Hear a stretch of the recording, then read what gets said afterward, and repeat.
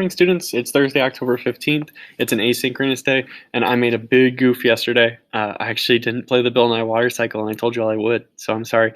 I'll move it to today. And so if you want to watch that, I will post it. Well, actually, I could probably post the URL. It's just a YouTube video that I'll use.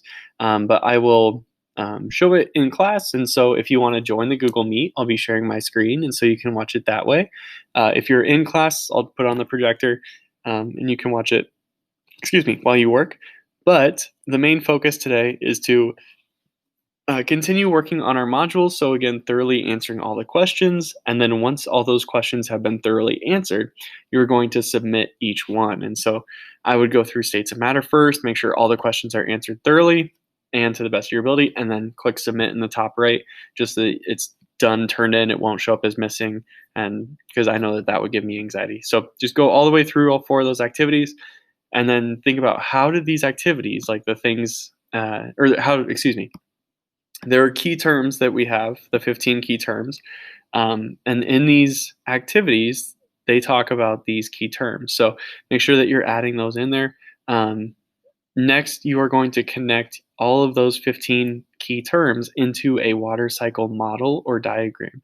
So make sure that you are taking the time to kind of go through this. This will help you kind of storyboard or make a roadmap for what your assessment's story could be. So this is something that I would work on. If you need a little assistance, I would recommend Googling a water cycle and seeing what comes up, and then trying to see, like, okay, how can I get all 15 of these terms into the water cycle? And that's what I would do if you're stuck.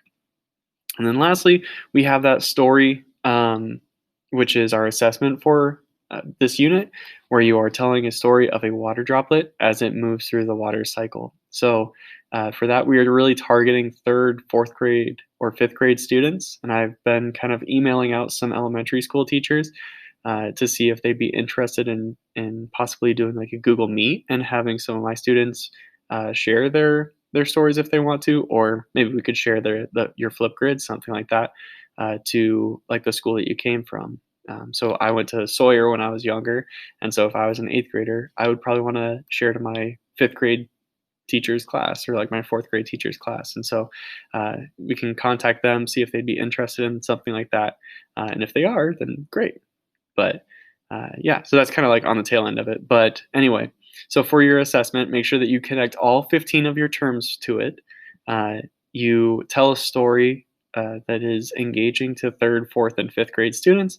And then you are going to, once you have that story all done, you're going to post on Flipgrid that story that you have. So if I had a children's book, let's say this is my children's book right here, I would probably read it to you, and I would flip through the pages, stopping on each one, making sure that you can see the images and stuff like that, and going slow like you were 3rd graders. So that's what you'll be posting it on.